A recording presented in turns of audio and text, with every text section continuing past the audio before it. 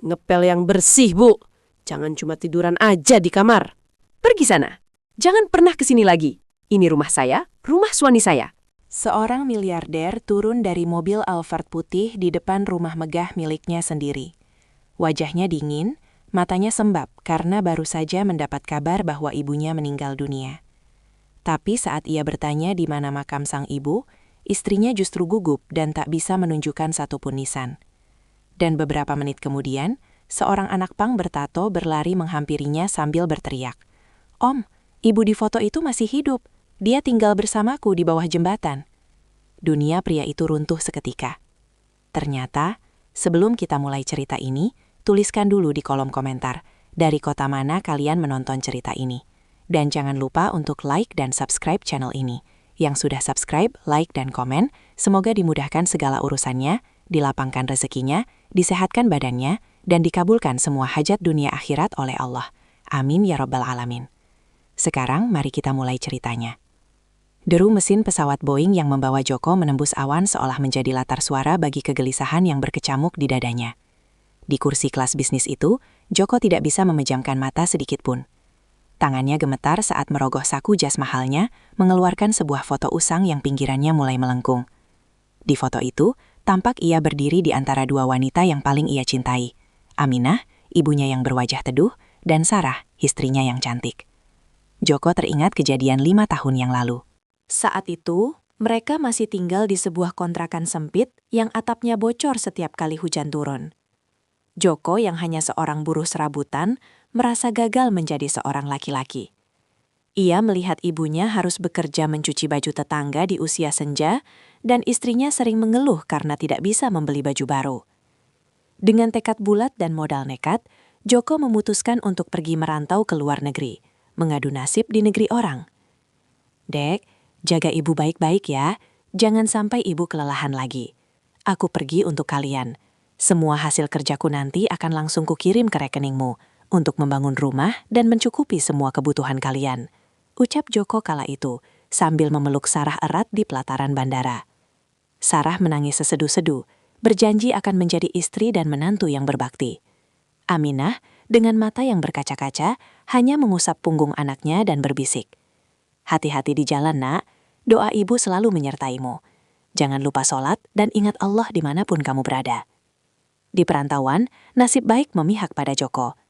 Ketekunan dan kejujurannya membuat ia dilirik oleh seorang pengusaha besar. Dari seorang pekerja lapangan, Joko naik jabatan menjadi manajer, hingga akhirnya dipercaya mengelola aset bernilai miliaran. Setiap bulan, tanpa absen, Joko mengirimkan uang dalam jumlah yang sangat besar ke rekening Sarah. Ia membayangkan di kampung halaman, ibunya kini sudah hidup tenang, makan makanan yang enak, dan tidur di kamar yang sejuk. Namun, kenyataan di kampung halaman justru berbanding terbalik dengan bayangan indah Joko. Di sebuah rumah mewah berlantai 2 yang megah, Sarah telah berubah menjadi sosok yang menekamkan. Uang kiriman Joko yang berlimpah membuat matanya buta akan kasih sayang. Rumah itu memang dibangun atas nama Joko, tapi Sarah merasa dialah penguasanya. "Heh, wanita tua, cepat selesaikan pel lantai itu. Kenapa lambat sekali?" teriak Sarah sambil duduk santai di sofa kulit mahal sambil memainkan ponsel pintarnya yang terbaru. Aminah yang tubuhnya semakin kurus dan punggungnya semakin membungkuk hanya bisa mengangguk pelan.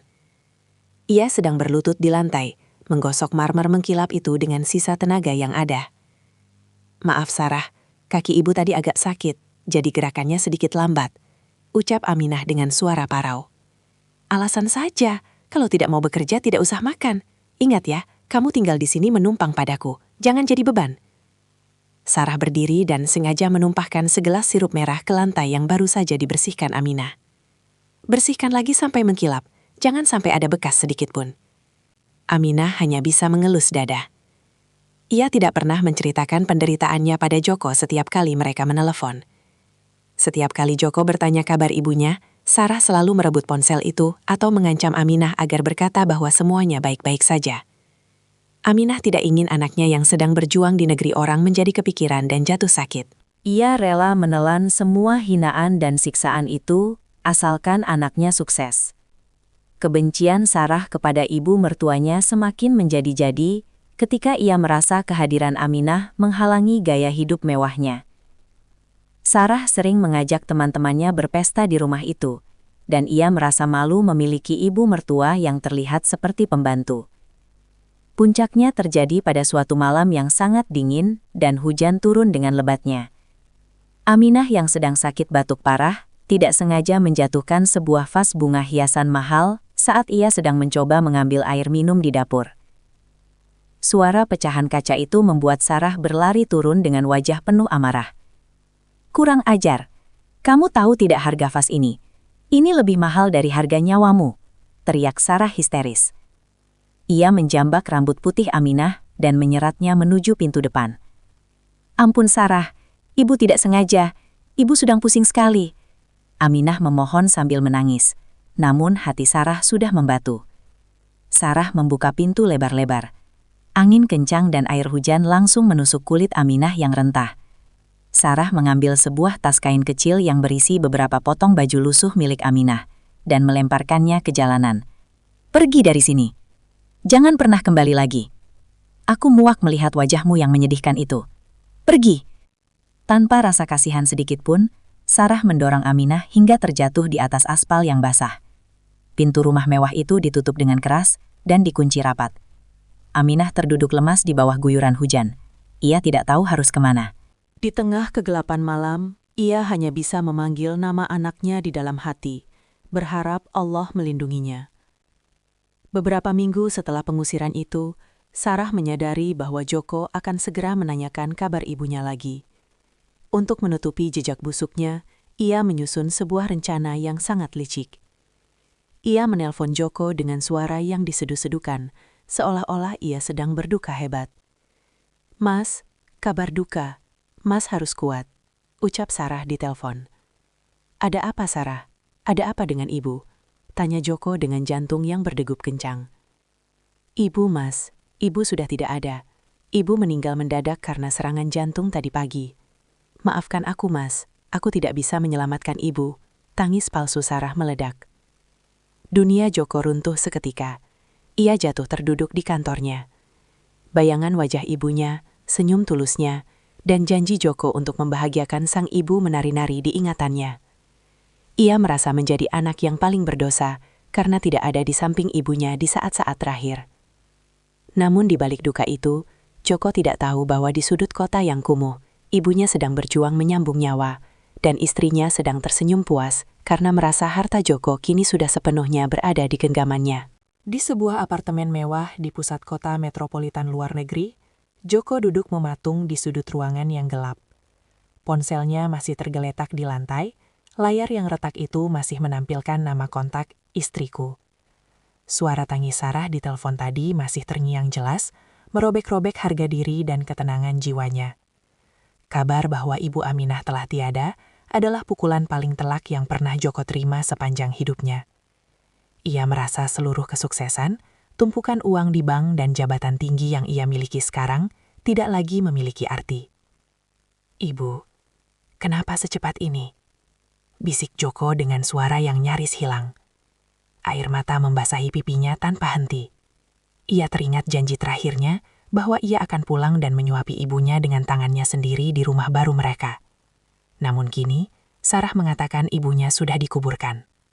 Sementara itu, ribuan kilometer dari sana, di rumah megah yang dibangun dari keringat Joko, Sarah sedang berdiri di depan cermin besar.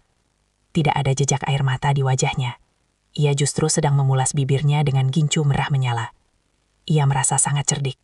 Dengan mengabarkan bahwa Aminah sudah meninggal, ia tidak perlu lagi takut Joko akan bertanya mengapa ibunya tidak pernah bicara di telepon.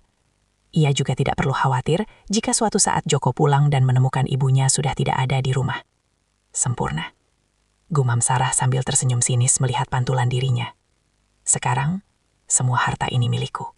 Joko tidak akan mungkin pulang dalam waktu dekat karena kontrak kerjanya yang gila itu. Aku bebas. Sarah kemudian menelpon kembali Joko. Kali ini suaranya dibuat serak, seolah-olah ia habis menangis seharian. "Mas, kamu jangan nekat pulang ya. Aku tahu kamu sangat sedih. Tapi kontrakmu di sana sangat ketat. Kalau kamu putus kontrak sekarang, kamu harus bayar denda miliaran. Ibu pasti tidak mau melihatmu hancur karena masalah ini. Biarlah aku yang di sini mengurus doa-doanya. Aku sudah memesankan nisan yang paling indah untuk ibu. Joko terdiam mendengarkan bujuk rayu istrinya. Ada sesuatu yang mengganjal di hatinya. Sarah terdengar terlalu tenang dalam mengatur segala hal tentang pemakaman. Namun, rasa duka yang menyelimuti logika Joko membuatnya hanya bisa pasrah. Kirimkan aku foto makamnya, Sarah. Aku ingin melihatnya. Sarah sempat tertegun, namun dengan cepat ia menjawab. Tentu, Mas. Besok setelah bunga-bunganya tertata rapi akan aku foto. Sekarang kamu istirahatlah. Jangan sampai jatuh sakit. Setelah menutup telepon, Sarah segera menghubungi salah satu kerabatnya yang bisa disuap. Ia menyuruh orang tersebut mencari makam baru di pemakaman umum yang belum dipasangi nisan. Lalu menaruh bunga di atasnya hanya untuk difoto dan dikirimkan kepada Joko. Kejahatan Sarah sudah tidak memiliki batas. Ia tidak hanya mengusir mertuanya, tapi juga mematikan sosok mertuanya itu dalam ingatan suaminya sendiri. Namun, Sarah meremehkan satu hal, kekuatan batin seorang anak kepada ibunya. Malam itu, Joko bermimpi. Dalam mimpinya, ia melihat ibunya berdiri di tengah kegelapan, menggigil kedinginan dengan baju yang basah kuyup. Ibunya tidak bicara, hanya menatapnya dengan mata yang sangat sedih dan penuh kerinduan. Joko terbangun dengan keringat dingin bercucuran. Tidak, ini tidak benar, gumam Joko. Ibu tidak tenang, aku harus pulang. Persetan dengan denda kontrak, persetan dengan semua harta ini. Aku harus berada di samping makam ibu sekarang juga. Joko segera menghubungi asisten pribadinya. Ia memerintahkan untuk menyiapkan kepulangan paling rapi dan cepat. Ia tidak memberitahu Sarah tentang rencana kepulangannya. Ia ingin memberikan kejutan, sekaligus ingin menenangkan hatinya sendiri dengan berdoa langsung di tempat peristirahatan terakhir sang ibu. Tanpa sepengetahuan Sarah, sang miliarder sedang bersiap kembali. Ia akan pulang dengan Alphard putih yang sudah ia pesan di Jakarta, dengan pengawalan yang tenang namun tegas. Joko tidak tahu bahwa kepulangannya ini akan membongkar kotak Pandora penuh kebusukan yang telah dibangun istrinya dengan sangat rapi. Ia hanya ingin pulang menemui ibunya, tanpa menyadari bahwa kematian yang dikabarkan Sarah adalah sebuah dusta yang amat keji di bawah langit Allah yang Maha Melihat.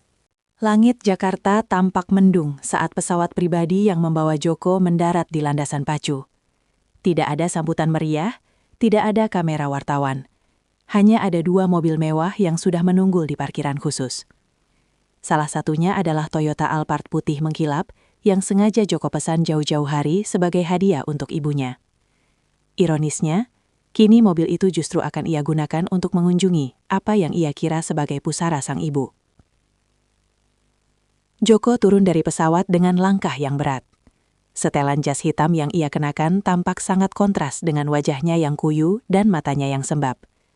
Di tangannya, ia mendekap sebuah bingkai foto besar berbingkai emas yang berisi foto Ibu Aminah sedang tersenyum. Joko terus memandangi foto itu, seolah mencari sisa-sisa kehangatan dari sosok yang paling ia hormati. "Pak, kita langsung ke rumah atau ke pemakaman?" tanya sopir pribadinya dengan sopan.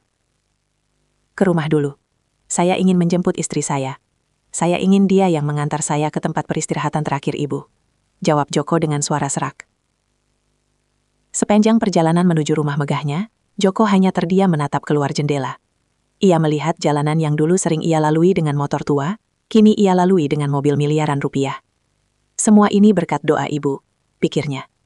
Namun, rasa sesak di dadanya semakin menjadi saat mobil mulai memasuki kawasan perumahan elit tempat rumahnya berada. Di rumah itu, Sarah sedang asik bersantai di balkon lantai 2. Ia mengenakan daster sutra mahal dan sedang menikmati segelas jus jeruk segar. Di meja sampingnya, tumpuk tas-tas bermerek hasil belanjaan kemarin berserakan begitu saja. Sarah merasa hidupnya sudah di puncak dunia. Ia baru saja berencana untuk merenovasi kamar bekas Aminah menjadi gudang tas mewahnya. Tiba-tiba, suara deru mesin mobil mewah berhenti tepat di depan gerbang. Sarah mengernyitkan dahi. Ia tidak merasa memesan paket atau mengundang teman-temannya. Saat ia melihat ke bawah, Matanya hampir keluar dari kelopak matanya. Sebuah Alphard putih berhenti dan seorang pria berjas hitam turun dari sana. "Mas Joko," bisik Sarah dengan tubuh yang mendadak gemetar hebat. Gelas di tangannya hampir saja terjatuh. Sarah segera berlari turun dengan jantung yang berdegup kencang seperti dipacu mesin. Ia mencoba mengatur nafas dan memasang wajah sesedih mungkin sebelum membuka pintu besar berbahan kayu jati tersebut. Saat pintu terbuka, ia melihat Joko berdiri tegak, memegang foto ibunya dengan tatapan yang sangat tajam sekaligus penuh duka. Mas Joko, kenapa tidak memberi kabar kalau mau pulang?" ucap Sarah dengan nada suara yang dibuat-buat antara kaget dan haru. Ia langsung menghambur ke pelukan Joko, mencoba menyembunyikan wajahnya yang pucat. Joko tidak membalas pelukan itu dengan erat. Ia hanya menepuk bahu Sarah pelan. "Aku tidak bisa tenang di sana, Sarah. Aku harus melihat ibu. Kenapa rumah ini sepi sekali?" Di mana aroma masakan ibu yang biasanya tercium sampai depan rumah? Pertanyaan itu seperti pedang yang menusuk jantung Sarah. Ia melepaskan pelukannya dan menunduk. "Mas, kan aku sudah bilang, ibu sudah tidak ada. Aku sudah menyuruh orang membersihkan kamar ibu agar Mas tidak terlalu sedih kalau melihat barang-barangnya." Joko berjalan masuk ke dalam rumah. Ia melihat sekeliling. Rumah itu sangat mewah, sangat bersih, namun terasa sangat dingin. Tidak ada satupun foto ibunya yang terpajang di dinding. Hanya foto-foto Sarah dengan barang-barang mewahnya. Joko merasa ada yang salah. Rumah ini dibangun untuk ibu, tapi kenapa tidak ada jejak ibu di sini? "Bawa aku ke makamnya sekarang, Sarah," perintah Joko dengan nada yang tidak bisa dibantah. Sarah mulai panik. Keringat dingin mulai membasahi punggungnya. Ia belum sempat menyiapkan makam palsu yang meyakinkan secara detail. "Tapi Mas, ini sudah sore. Cuacanya mau hujan. Bagaimana kalau besok pagi saja? Mas pasti lelah setelah perjalanan jauh." "Sekarang, Sarah. Aku tidak butuh istirahat. Aku butuh bertemu ibuku," bentak Joko dengan suara yang menggelegar di ruang tamu yang luas itu.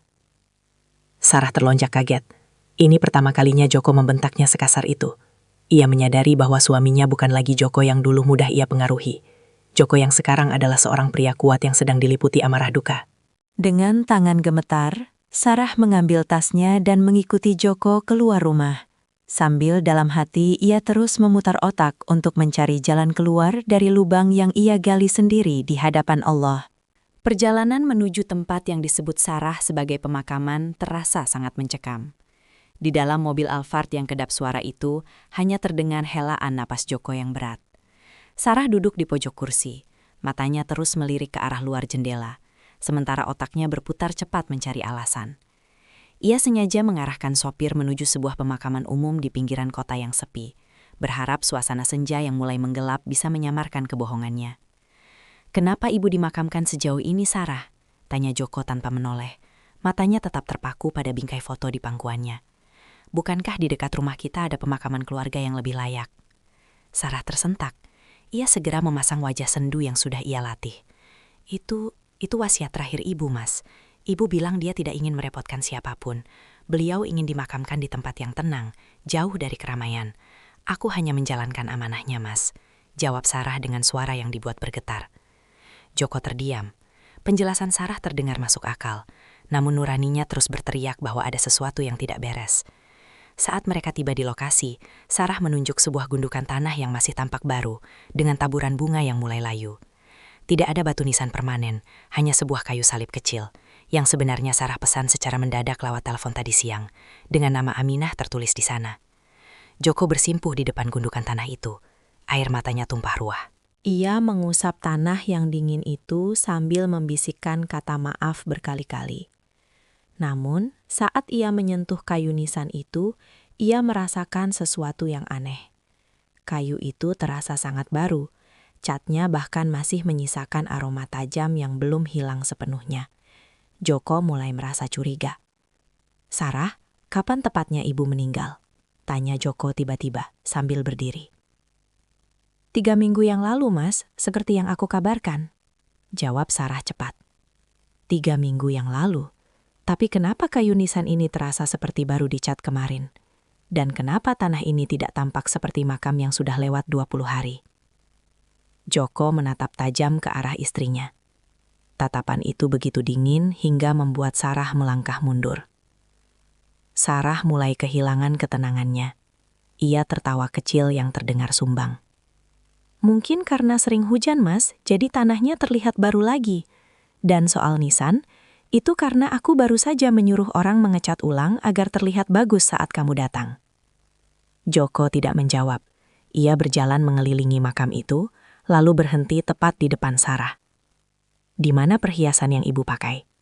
Gelung emas peninggalan almarhum bapak yang tidak pernah ibu lepas. Di mana sekarang? Wajah Sarah memucat. Ia lupa soal detil kecil itu. Itu dibawa kabur, Mas. Sebenarnya aku malu cerita ini karena tidak ingin merusak citra ibu di matamu. Tapi sebelum meninggal, ibu sering sekali keluar rumah tanpa pamit. Beliau membawa uang tabungan di lemari dan semua perhiasannya. Aku sudah berusaha melarang, tapi ibu malah marah dan mengancamku. Aku rasa ibu depresi karena Mas terlalu lama tidak pulang. Fitnah keji itu meluncur begitu saja dari mulut Sarah. Ia berharap dengan menyalahkan ibunya, Joko akan berhenti bertanya dan merasa kecewa kepada sang ibu. Namun bagi Joko, cerita itu justru menjadi kepingan puzzle yang semakin tidak masuk akal. Ibunya adalah wanita paling jujur yang ia kenal. Tidak mungkin sang ibu mencuri uang anaknya sendiri. Kamu bilang ibu kabur membawa uang. Lalu kenapa kamu bilang ibu meninggal karena serangan jantung di rumah? Joko mendekat. Suaranya kini merendah namun penuh penekanan. Sarah tercekik kata-katanya sendiri. Ia menyadari telah membuat dua pernyataan yang bertolak belakang. Maksudku, ibu sempat kabur. Lalu aku temukan di jalanan dalam kondisi lemah, lalu beliau meninggal di rumah.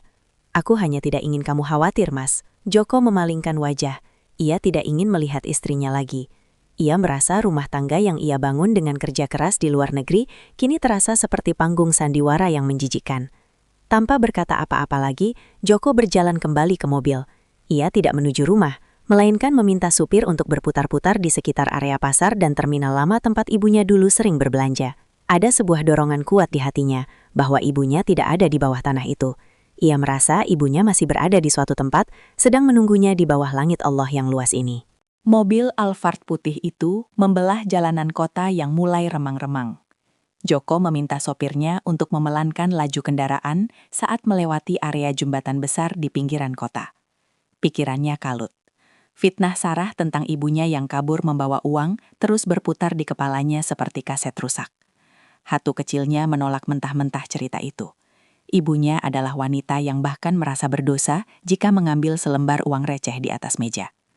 Berhenti di sini, ucap Joko tiba-tiba. Tapi Mas, ini kawasan kumuh, banyak orang jalanan, tidak aman untukmu, cegah Sarah dengan nada panik. Ia takut Joko akan berinteraksi dengan orang-orang yang mungkin mengetahui keberadaan Aminah. Joko tidak peduli. Ia turun dari mobil, masih mendekap bingkai foto ibunya. Ia berjalan menuju trotoar, menghirup udara malam yang berbaur dengan aroma asap kendaraan dan sampah. Di sudut trotoar, dekat tiang lampu yang berkedip-kedip, ia melihat sekelompok pemuda dengan dandanan yang mungkin bagi sebagian orang terlihat menyeramkan. Salah satu dari mereka menonjol, seorang pemuda dengan rambut gaya mulet yang acak-acak, mengenakan rompi denim penuh peniti dan tambalan kain, serta lengan yang dihiasi tato hitam. Pemuda itu sedang duduk di atas trotoar, memetik gitar kecilnya dengan lincah, menyanyikan lagu tentang kerasnya hidup di jalanan. Joko berjalan mendekat, entah dorongan apa yang membawanya ke sana. Saat jarak mereka hanya terpaut 2 meter, pemuda pang itu berhenti memetik gitarnya. Ia mendongak, menatap Joko yang berpenampilan sangat kontras dengannya.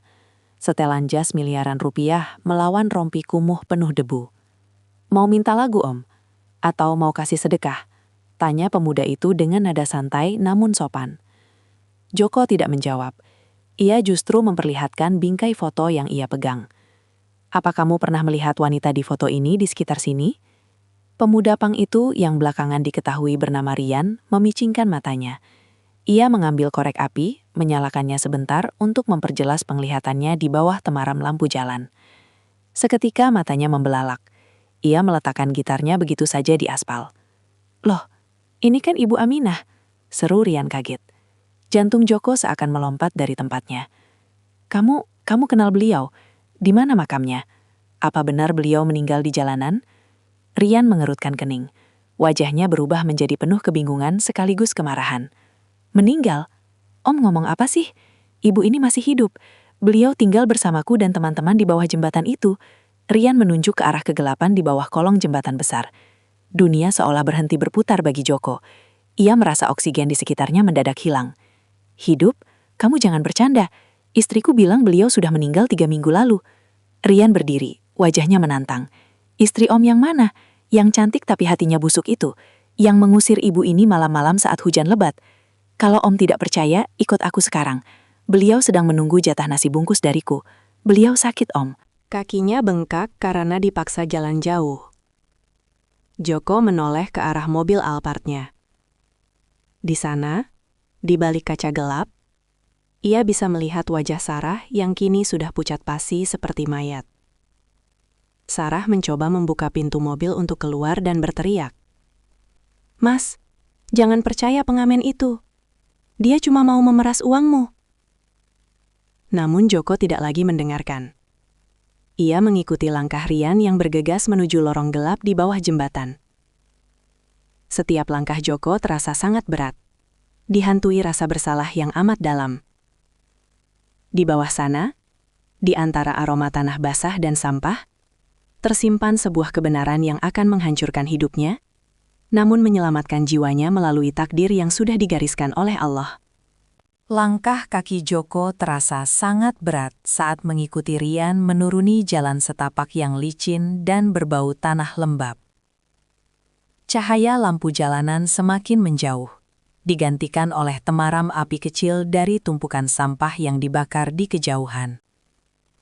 Di bawah kolong jembatan yang luas dan gelap itu, Joko melihat sisi dunia yang tidak pernah ia bayangkan sebelumnya.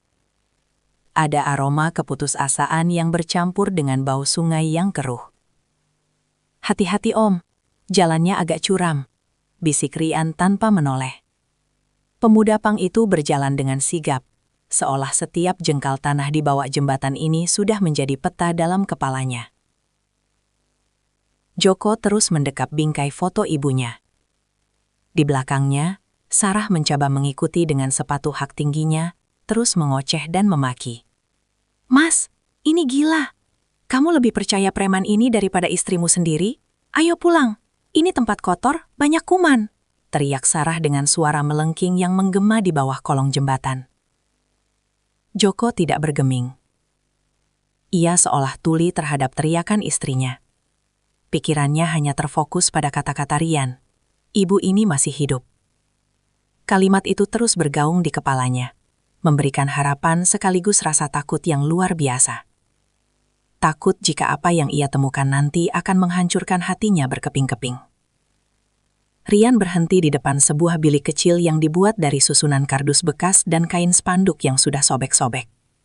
Di depan bilik itu, terdapat sebuah tungku kecil yang terbuat dari susunan batu bata. "Bu, ini Rian pulang." Rian bawa nasi bungkus. "Tadi ada orang baik yang kasih uang lebih," ucap Rian dengan ada suara yang mendadak berubah menjadi sangat lembut, jauh dari kesan garang penampilannya.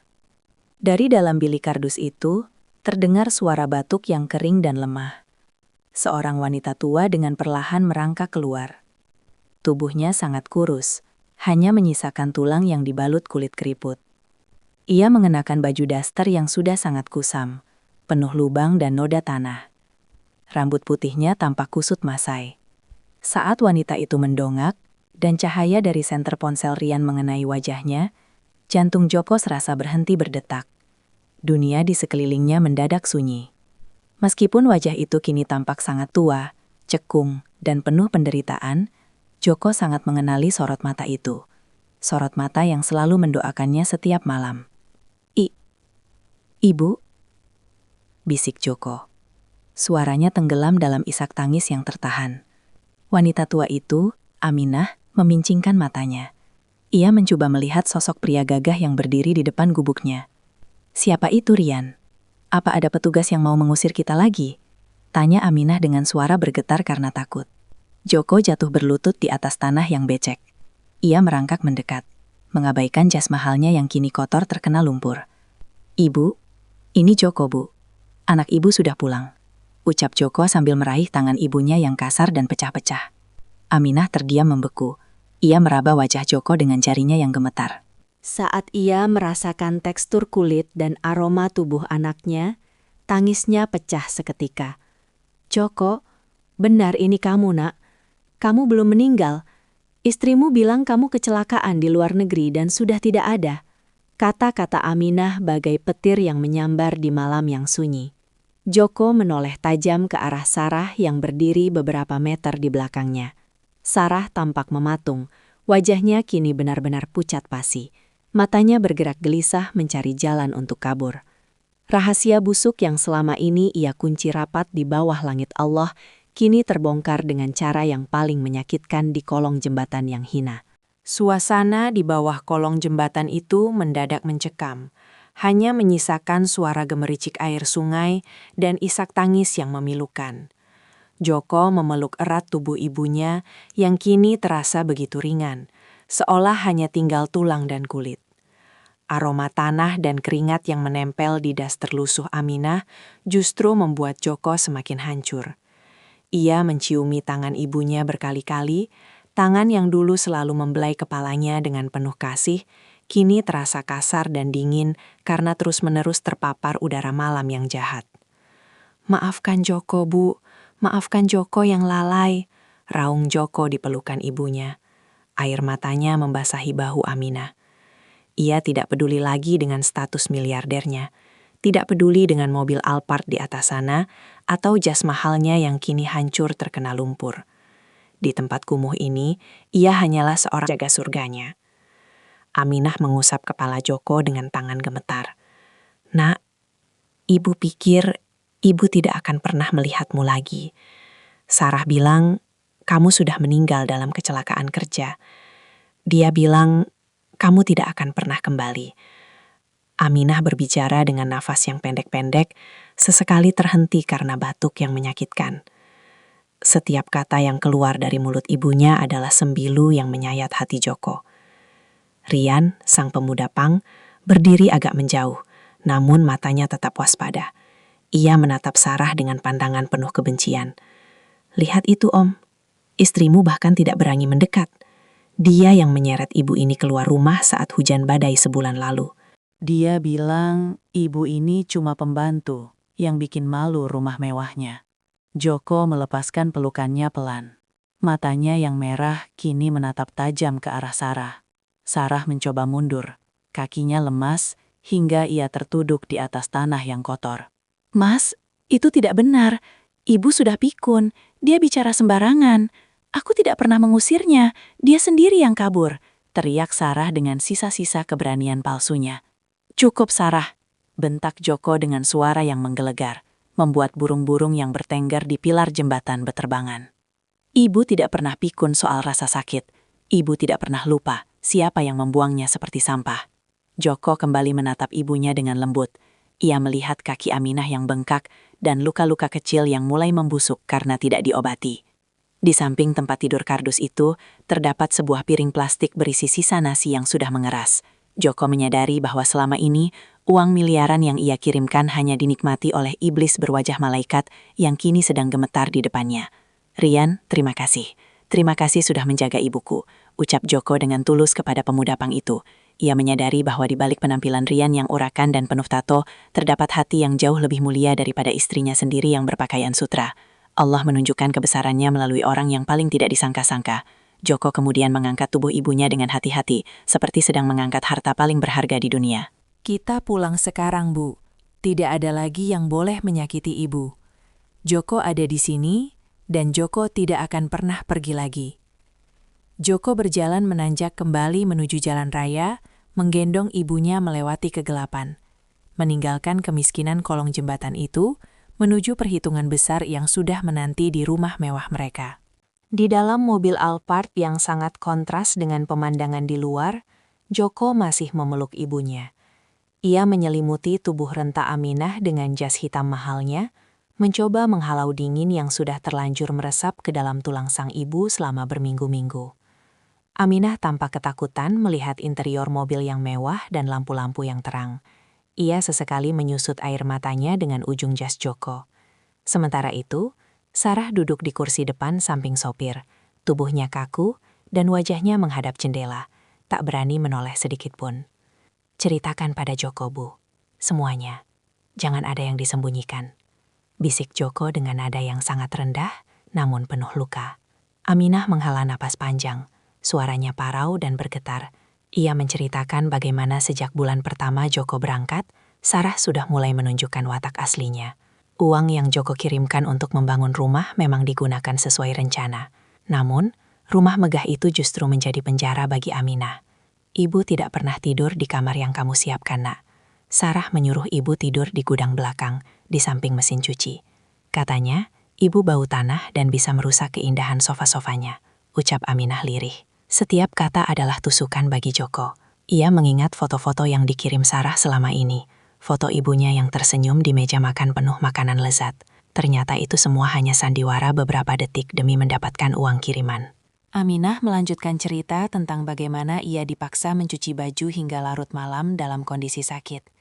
Diberi makan hanya sekali sehari, dan puncaknya adalah saat ia dijatuhkan di depan pagar saat hujan badai karena tidak sengaja memecahkan vas bunga. Ibu berjalan kaki berhari-hari, Joko. Ibu tidak tahu harus kemana. Sampai akhirnya ibu pingsan di pinggir jalan dan ditemukan oleh Nak Rian. Dia yang membagi jatah nasi bungkusnya untuk ibu, dia yang membelikan ibu obat batuk dari uang mengamennya. Aminah menoleh ke arah jendela, melihat Rian yang mengikuti mobil mereka dengan motor tua milik temannya dari kejauhan. Joko memejamkan mata, tangannya mengepal begitu keras hingga urat-uratnya menonjol. Ia tidak bisa membayangkan betapa kejinya Sarah. Ia mencukupi segala kebutuhan istrinya agar ibunya bahagia, namun justru kemewahan itu yang digunakan Sarah untuk menyiksa ibunya. Allah benar-benar memperlihatkan kepadanya bahwa harta tanpa iman hanya akan melahirkan iblis berwajah cantik. Mas, aku bisa jelaskan. Ibu itu hanya melebih-lebihkan. Aku tertekan, Mas. Aku kesepian karena kamu tinggalkan. Sarah tiba-tiba berteriak dari depan, mencoba membela diri dengan alasan yang tidak masuk akal. Joko tidak meledak marah. Ia justru merasa sangat tenang. Ketenangan yang jauh lebih menakutkan daripada teriakan manapun. Diam, Sarah. Jangan kotori telinga ibuku dengan dustamu lagi. Simpan tenagamu, karena setelah sampai di rumah, kamu akan melihat bagaimana dunia yang kamu bangun dengan air mata ibuku runtuh dalam sekejap. Mobil terus melaju menembus kesunyian malam. Joko menatap jalanan di depan dengan tatapan kosong, namun penuh tekad. Ia menyadari bahwa perjalanan pulang ini bukan hanya sekedar membawa ibu kembali ke rumah, tapi sebuah perjalanan menuju pengadilan hidup yang harus segera ditegakkan. Kebenaran sudah terungkap sejelas cahaya fajar, dan tidak ada lagi ruang bagi Sarah untuk bersembunyi di balik kata-kata manisnya. Mobil Alphard itu berhenti tepat di depan gerbang tinggi rumah mewah milik Joko. Lampu-lampu taman yang mahal bersinar terang, menyinari dinding marmer yang berkilauan.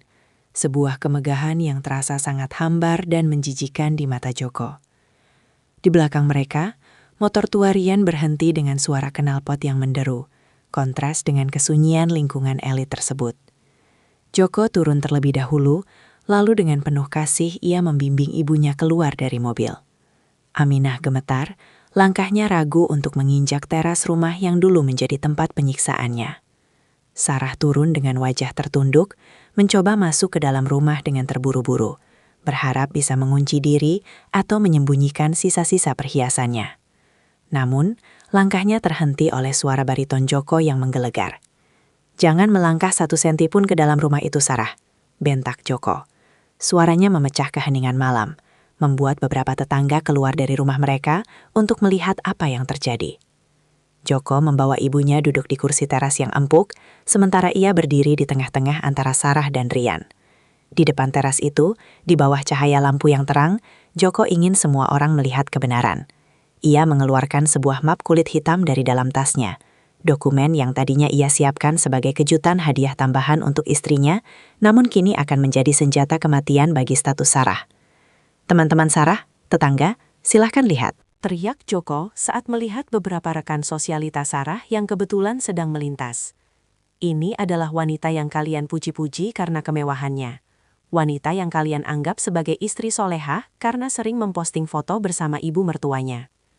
Joko kemudian melempar tumpukan foto asli yang ia temukan dari rekaman CCTV tersembunyi yang ia pasang secara rahasia via aplikasi ponselnya. Rekaman yang baru sempat ia buka setelah kecurigaannya memuncak. Di foto-foto itu terlihat jelas bagaimana Sarah membentak, menyeret, dan membiarkan Aminah makan di lantai gudang. Sarah menjerit, mencoba merampas foto-foto itu, namun Rian dengan sigap menghalanginya. "Jangan sentuh, itu bukti kebusukanmu," ucap Rian tegas. Joko menatap Sarah dengan pandangan yang lebih dingin dari es. "Aku bekerja di luar negeri, memeras keringat dan darah, hanya untuk satu tujuan, memuliakan ibuku. Dan kamu, menggunakan setiap rupiah yang kukirim untuk menghina surgaku." Joko membuka map hitam itu dan mengeluarkan selembar kertas bermaterai. "Ini adalah surat gugatan cerai yang sudah kutandatangani secara darurat dengan pengacaraku lewat jalur ekspres. Dan ini adalah surat pengosongan aset." Wajah Sarah berubah dari pucat menjadi histeris. "Mas, kamu tidak bisa melakukan ini. Ini rumah kita. Aku istrimu. Rumah ini dibangun di atas air mata ibuku, maka rumah ini haram bagimu," jawab Joko tanpa emosi.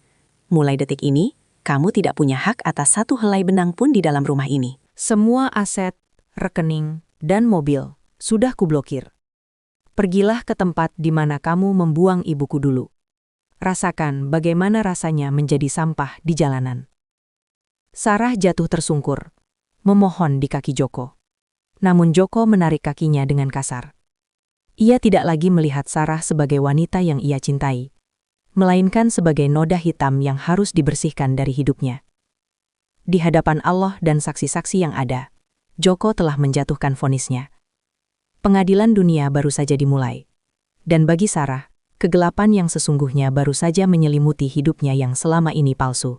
Malam itu menjadi saksi runtuhnya martabat seorang wanita yang telah membutakan hatinya dengan harta. Sarah diusir dari rumah megah itu hanya dengan baju yang melekat di badannya. Ia menangis meraung-raung di depan gerbang, namun tak ada satupun tetangga atau teman sosialitanya yang menolong. Semua orang kini menatapnya dengan pandangan jijik setelah melihat bukti kekejamannya. Joko tidak menoleh sedikit pun saat gerbang otomatis itu tertutup rapat, memisahkan dunianya dengan masa lalu yang kelam. Di dalam rumah, suasana berubah menjadi hangat dan penuh haru. Joko membawa ibunya ke kamar utama yang paling luas dan nyaman. Ia sendiri yang membasuh kaki ibunya dengan air hangat, sebuah ritual penebusan dosa yang ia lakukan dengan cucuran air mata. Mulai hari ini, ibu adalah ratu di rumah ini. Tidak akan ada lagi yang berani meninggikan suara di depan ibu, bisik Joko sambil mencium kening Aminah yang kini sudah tampak sedikit lebih tenang. Keesokan harinya, Joko memanggil Rian ke ruang kerjanya. Pemuda pang itu tampak canggung duduk di kursi kulit yang mewah, dengan pakaiannya yang masih penuh tambalan. Namun di mata Joko, Rian adalah sosok yang jauh lebih mulia daripada pria-pria berjas yang sering ia temui di dunia bisnis. Rian telah menunjukkan kemanusiaan di saat orang terdekat Joko justru menghilangkannya. "Rian, aku sudah menyiapkan posisi untukmu," ucap Joko sambil menyodorkan sebuah kontrak kerja. Aku akan membangun sebuah perusahaan baru di kota ini. Sebuah yayasan dan bisnis properti yang fokus pada pemberdayaan orang-orang jalanan. Aku ingin kamu menjadi manajernya.